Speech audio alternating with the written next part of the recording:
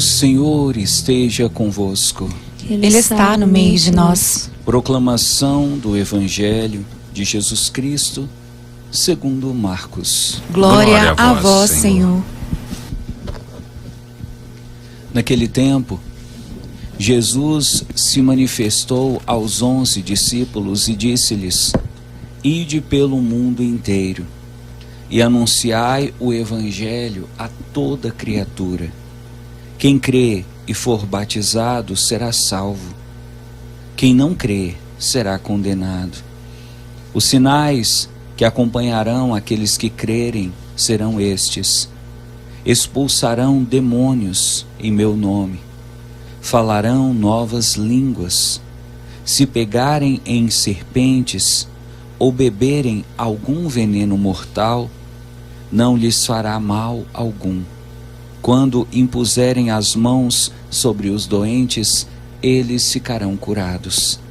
Depois de falar com os discípulos, o Senhor Jesus foi levado ao céu e sentou-se à direita de Deus.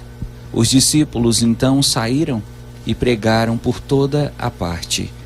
O Senhor os ajudava e confirmava sua palavra por meio dos sinais que a acompanhavam. Palavra da salvação. Glória a vós, Senhor. Estimados irmãos e irmãs, ouvintes e internautas que hoje participam desta Santa Missa, para a Igreja, esta quinta-feira, dia 25 de abril, é um dia muito especial. É o dia em que celebramos não a memória, mas sim a festa de São Marcos Evangelista. Antes de entrarmos propriamente no texto que nós vamos utilizar para essa homilia, apenas quero lembrar a você que São Marcos escreveu um dos 4 evangelhos que nós temos. Ele escreveu o evangelho que na sua Bíblia é o segundo, mas o evangelho dele foi considerado o primeiro a ser escrito. Então, de todos os evangelhos, ele foi o primeiro a escrever, ele foi o primeiro evangelista e por isso ele é considerado também o padroeiro de todos os tabeliães e escrivães que atuam no Brasil e no mundo inteiro, fazendo da escrita o seu trabalho. São Marcos, precisamos de dizer isso também, ele não foi discípulo de Jesus. É importante você lembrar. Quando Jesus escolheu os 12 que iriam segui-lo, Marcos não fazia parte. Marcos foi discípulo de Paulo e depois discípulo de Pedro, mas não foi um dos 12 que seguiram Jesus. Dito isso, nós vamos então ao texto que vamos refletir. Esse texto é o texto da primeira leitura, primeira carta de Pedro, capítulo 5. Nessa primeira carta de Pedro, ele vem nos trazer diversos conselhos para a nossa vida cristã, para a nossa vida, nossa caminhada de fé. Pedro começa dizendo assim no capítulo 5: Caríssimos, revesti-vos todos de humildade no relacionamento mútuo. Então aqui nós temos o primeiro conselho de Pedro para a nossa vida comunitária, familiar, profissional, todos os nossos relacionamentos. Sejamos humildes nos nossos relacionamentos. Quanto mais arrogantes, quanto mais exigentes, quanto mais autoritários nós formos, mais o nosso relacionamento fica comprometido. Quanto mais nós formos humildes, mais os nossos relacionamentos possuem tranquilidade e paz. Segundo conselho de Pedro para nós: lançai sobre o Senhor toda a vossa preocupação. Pedro vem dizer para nós que as nossas preocupações, elas são como um fardo que pesa sobre a nossa mente, o nosso corpo e a nossa alma. Tanto que você pode perceber, quando você está muito preocupado ou preocupada, É comum você sentir dor nas costas. É comum você ficar com os ombros endurecidos. Isso porque a preocupação, ela é um fardo, ela é um peso, ela é uma carga que você carrega. E quanto mais preocupado você fica, maior o peso que você carrega. Pedro está te ensinando o que fazer com as suas preocupações. Lançar sobre o Senhor. Lançar sobre Deus. Veja, não é colocar aos pés de Deus, é lançar, é jogar isso nele. Jogar fora, abrir mão disso, se desvincular, se desvencilhar de suas preocupações, lançar as suas preocupações sobre o Senhor. E Pedro continua: pois o Senhor é quem cuida de vós. Então, você deve lançar suas preocupações sobre Deus, nessa certeza: Deus cuida de mim. Está preocupado com seus filhos? Pega a sua preocupação e joga para o Senhor. Está preocupado com sua saúde? Pega a sua preocupação e joga para o Senhor. Está preocupado com a situação de alguém da sua família? Pega essa preocupação e joga para o Senhor. E se alguém vier dizer para você: você está fazendo algo errado, porque as suas preocupações, os seus problemas são seus, você não pode jogar para cima de Deus. Você diz: posso sim.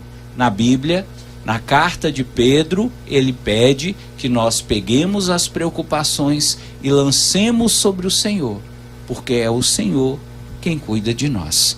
Outro conselho de Pedro para você: sede sóbrios e vigilantes. Olha agora essa frase e veja como ela é conhecida e como ela é repetida e como ela é importante.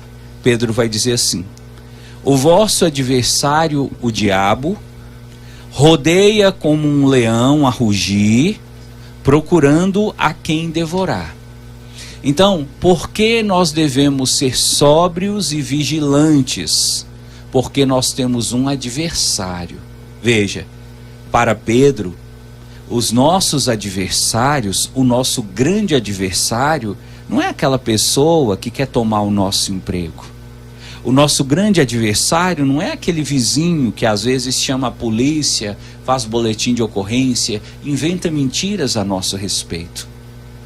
O seu adversário, a sua adversária, não é aquela mulher que fica mandando mensagens para o seu marido, que fica querendo tomar o seu marido de você. Para Pedro, o seu adversário, o seu grande adversário é o diabo. Ele sim é o adversário que você deve preocupar, que você deve ficar atento. Você deve ficar sóbrio. Você deve ficar vigilante. O que é estar sóbrio para Pedro? É não estar com a sua visão comprometida. E aí você começa a perceber o que compromete a nossa visão. Por exemplo, a bebida. E aí você começa a perceber: o ébrio ou o bêbado é aquele que não está sóbrio. Então, quanto mais você se envolve com bebida, menos sóbrio você fica. E quanto menos sóbrio você fica, mais vulnerável você fica à ação do maligno, do diabo. Pedro diz que ele fica como um leão rodeando sua vida, procurando um jeito de te devorar. Então, se você vive sempre bebendo, se você faz da pinga, da cerveja, da cachaça, da vodka, do conhaque, do uísque, o seu passatempo predileto, você não vai conseguir ser uma pessoa sóbria. E o que significa ser vigilante? Significa estar sempre atento, observando as coisas que te acontecem, observando o que acontece à sua volta, prestando atenção nas notícias, nos jornais, observando os sinais dos tempos, porque tudo isso serve para o homem de Deus, a mulher de Deus, como um sinal de alerta do que o inimigo está fazendo, não só aqui, mas também no mundo inteiro. E Pedro vai dizer assim, resisti-lhe firmes na fé. Então, Pedro pede que nós possamos resistir ao diabo. Veja, Pedro não pede que nós possamos ir para cima do diabo. Pedro pede, quando ele vier para cima de você, resista. Não ceda. Não faça a vontade dele. E se você disser, mas padre, como que eu não faço a vontade dele?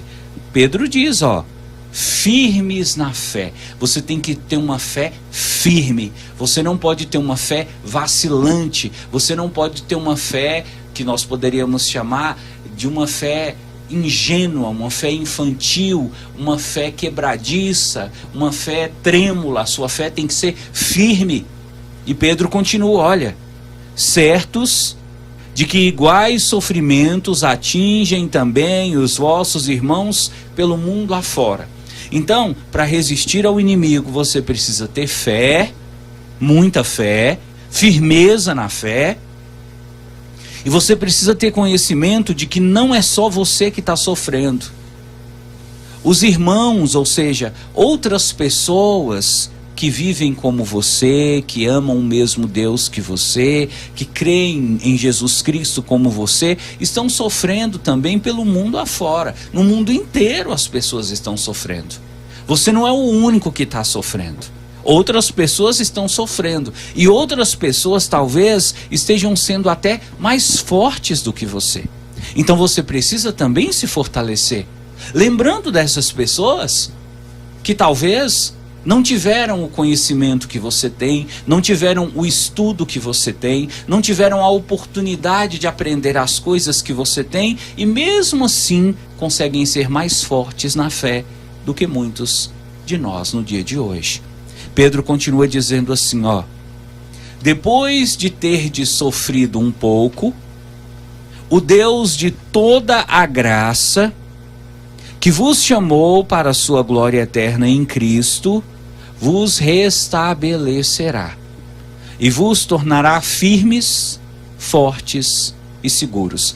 Olha que promessa linda que Pedro nos faz. E eu queria muito que você recebesse essa promessa como uma promessa que não é do padre, é uma promessa da Bíblia, da palavra de Deus para você. Pedro diz assim, depois que você sofrer um pouco, então veja, você está sofrendo, você vai resistir, você vai ter fé, você vai lembrar que tem outras pessoas sofrendo como você e que estão aguentando firme. E Pedro está dizendo, depois que você passar por esse sofrimento, Deus vai te restabelecer, ou seja, Deus vai te levantar, Deus vai te honrar. E vai te dar 3 coisas, vai te tornar firme, vai te tornar forte e vai te tornar seguro. Hoje era um daqueles dias, não sei se o Ministério de Música está preparado para cantar essa canção, Aguenta Firme, sua hora vai chegar. E essa música eu quero dedicar para você que está sofrendo, você que está talvez desanimado, você que está achando que o seu sofrimento é o maior do mundo. Não pensa assim não. Pensa que tem gente sofrendo até mais do que você e está aguentando. Então você também vai aguentar. E sabe por que você vai aguentar? Porque você tem um Deus vivo que te dá força. Não abaixa a sua cabeça. Não desanima. Por mais que esteja doendo, por mais que você esteja desesperado, sem saber o que fazer, permaneça firme na fé. Porque depois que esse sofrimento passar, 3 presentes você ganha. Você vai ser firme, você vai ser forte e vai ser seguro. É palavra de Deus para você.